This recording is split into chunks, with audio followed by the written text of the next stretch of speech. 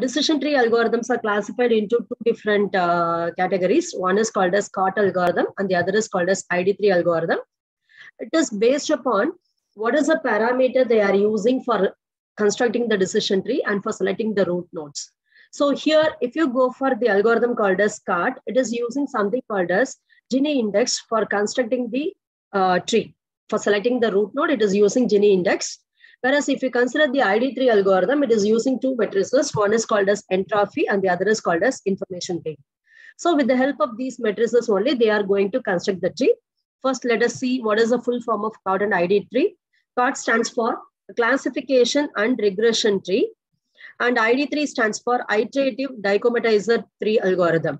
What is this ID3 algorithm? So this algorithm is going to employ a top-down approach, and it is a greedy searching algorithm. So greedy algorithms are nothing but they will choose some optimization parameter. They will try to optimize that parameter. So here, this ID3 algorithm is also a greedy algorithm, and it is going to employ a top-down approach. And this algorithm learns the decision tree by beginning with a question. Which attribute should be tested at the root node of the tree? Because we have seen that you are going to construct a tree for the given data set. The data set will have so many attributes. And which attribute you are going to select as a root node, that is going to play a major role. If you are not selecting an important attribute, then your iteration, your process will take more levels in the tree. Our aim is whatever tree we construct, we want to reduce the number of levels in the tree so that our searching time can be reduced.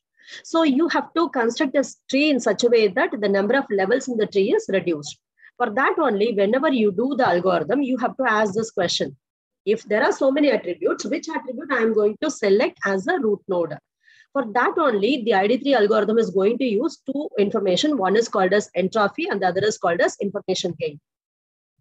Now, for every instant, you are going to evaluate the attribute using some statistical test to determine how well it is alone, how well that particular attribute alone classifies the training example. If I say that I'm choosing one attribute, I will check how can I classify the training example only with the help of this attribute, without the help of other attributes. That is the thing I am going to check. So the best attribute is going to be selected, and it will be used as a testing attribute at the root node of the tree. And here in ID3 algorithm, for this statistical test, we are going to use entropy and then information gain. Now let us understand what is entropy. So this entropy is going to measure the impurity of an arbitrary collection of examples. So examples are nothing but the instances. You have collection of instances. From that, you are going to measure the impurity. So that is measured by something called as entropy. So how to evaluate the entropy? So given a collection S, that is nothing but your data set S, that data set will contain both positive as well as negative examples of some given target concept. You have to calculate the entropy. And this entropy, if you consider Boolean classification problem, your output will have only two classes, S and no. Okay, for Boolean classification problem, the entropy is given as entropy of S is equal to minus P plus log to the base 2 P plus, then minus P minus log to the base 2 P minus. So P plus is nothing but proportion of the positive examples in S. So proportion is nothing but total number of positive examples divided by total number of examples in your data set. That is called as P plus. And if you consider P minus, that is nothing but the ratio, or otherwise you can say that ratio. So it is proportion of negative examples in the given data set S. So I can calculate entropy by using this formula. Entropy is, instead of P plus, I am going to substitute P divided by P plus N log to the base 2. This P plus again, P divided by P plus N. Similarly, for P minus, you are going to substitute N divided by P plus N. And for this log 2, you will keep as such. And for this P minus also, you substitute N divided by P plus N. Here, what are the small p and small n? Small p is nothing but total number of positive examples in your data set. And small n is total number of negative examples in your data set. Now, what we can get from this particular entropy? So here, let us consider one simple example. Suppose if I give you one data set S, which contains 14 examples of some Boolean concept. That means the target class will have either S or no. And totally 14 examples are there. Now, to calculate the entropy of that particular data set, you have to count now how many positive examples are there and how many negative examples are there. So what is positive example? Wherever you have the target class as S, so you count all those things. And wherever you have no, you count all those things. Those will be negative examples. Suppose out of 14, if I consider that I have 9 positive examples and then 5 negative examples, I can calculate entropy by using this formula. So the formula is entropy of 9 plus, 5 minus. So here, what is this notation is, you write the total number of positive samples followed by plus sign because it is a positive sample, number of negative samples followed by negative sign. Now, how to calculate the entropy? I told you, first write total number of positive examples divided by total number of examples. So here, first write minus number of positive examples 9. So 9 divided by 14. This 14 is 9 plus 5, total number of examples in your data set. Then log to the base 2, 9 divided by 14. The same thing you will write here. Then minus, now go for the negative samples. You have 5 negative samples. So 5 divided by 14, log to the base 2, 5 divided by 14. If you calculate this value, I'm getting the value as 0.940. So this is now entropy. This is going to tell you how pure or how impure your data set is. So what is the meaning of pure or impure? Suppose if I give you one data set with 14 records and all the 14 records are having target classes S only one value in the target class, then I can say that the data set is perfectly pure because it has only one target class. And when I have mix of positive yes and no, I will say that there is some amount of impurity. Okay, so if you are able to predict or if you can group all the attributes, all the records into one class, that is called as purity. Okay, now for none of the data set, when you start, you will have pure data set. You have to divide and you have to do the process again and again. You have to construct the tree multiple times. Now, from this entropy graph, this is a general representation of the entropy. If you consider this, what you can understand from this one is, if you consider the x-axis, I have either P plus or otherwise you can represent P minus. In the x-axis, I am representing the P plus value or P minus value. In the y-axis, if you consider, we have entropy. If you consider here, the entropy is 0.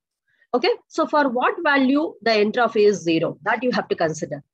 Okay, so here the entropy value will be 0 if all the members of S belong to the same class, right? So in this, when all the members of the given sample belong to the same class, the class can be either S or otherwise all class can be no. When all belong to the same class, then your entropy will be equal to 0. And you see where your entropy is 1, here your entropy is 1. So what is the meaning of this? If you see here, it is 50, that is 0.5. 0.5 means if you have totally 14 examples, out of 14, 7 belongs to S class and 7 belongs to no class. In that case, you will get entropy as +1. Okay. So in case of entropy, if it is 0, it means that all the members of S belong to the same class. If it is 1, it means that your data set collection contains equal number of positive and negative examples. And when it is having value in between, that means the collection contains unequal number of positive and negative values. So this is the thing you can identify from this entropy representation. This information gain is going to measure the effectiveness of an attribute in classifying the training data. So you are going to select one attribute as the root node for either the main tree or otherwise subtree. So how much that attribute is effective in classifying the training data, that is given by this information gain. And expected reduction in entropy caused by partitioning the examples according to this attribute. So this is going to tell you, if you classify your training example according to this particular attribute, how much entropy you can reduce it. So here we have seen that if entropy is 0, it means that you have arrived at your solution. You are able to classify all the examples with respect to that particular attribute. So we need to get a value of 0 for the entropy. Okay. So our aim is, if you reduce the amount of entropy, it means that you are reducing the amount of impurity. So it is going to tell you expected reduction in the entropy caused by partitioning the examples according to the particular attribute you have selected. And we can calculate the information gain by using this formula. This is the second important formula you have to remember. So gain of S, A, here S is nothing but the collection of training examples you are considering currently for that particular subtree or tree. And then A is nothing but what is the attribute you are considering for selecting as a root node of that tree or subtree. That is A. Okay, so to calculate gain of S comma A, we have to use entropy of S minus summation of small b belongs to values of A. So what is this meaning? Here, A is nothing but one attribute. Suppose if I consider attribute as a temperature, this temperature can have so many values in the records. It can have the temperature value as hot or cold or otherwise medium. So in that case, I have 3 different values for the temperature. So all the 3 values I have to consider one by one.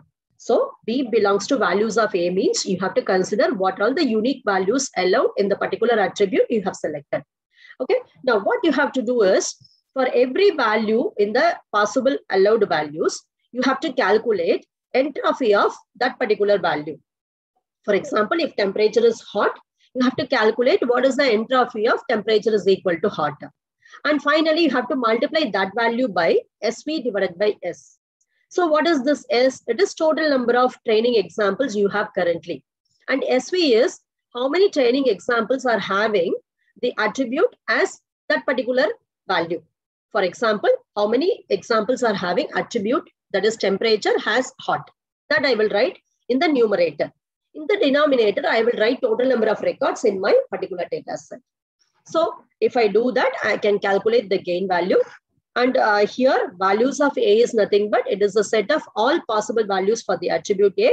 And SV is nothing but it is a subset of the set S, where the attribute A has a value V. Okay, that is SV. S means total set. And SV is, it is a subset of set. In that, what is the meaning of this V? The attribute you have currently considered is having the value V. And here we have 2 different terms in this. The first term in the equation is just the entropy of the original set you have selected. Okay, for the particular tree or subtree, you have one original set.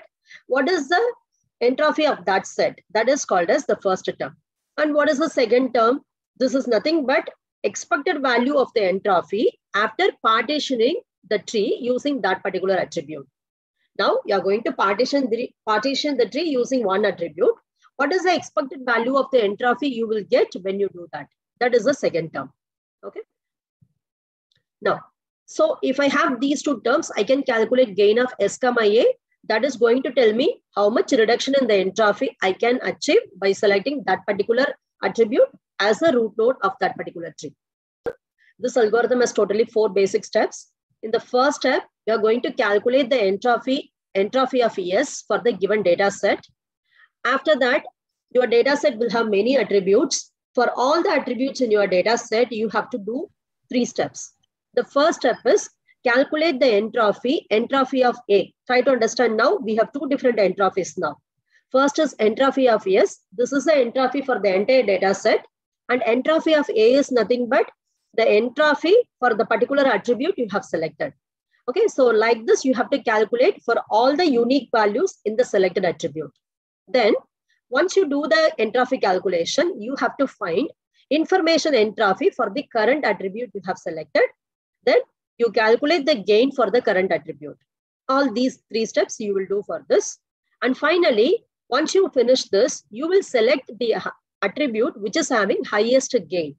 There are so many attributes. You have calculated the gain in the 3rd step for all the attributes. Whichever is having highest gain, select that as the root node, because our aim is gain is highest means it means that the deviation is or purity is more. Okay, so that is the thing we are going to do.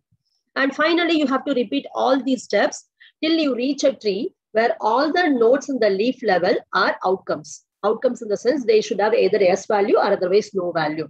If you don't reach a particular node like that, you have to further proceed with the splitting of the tree. This is the basic steps of the ID3 algorithm.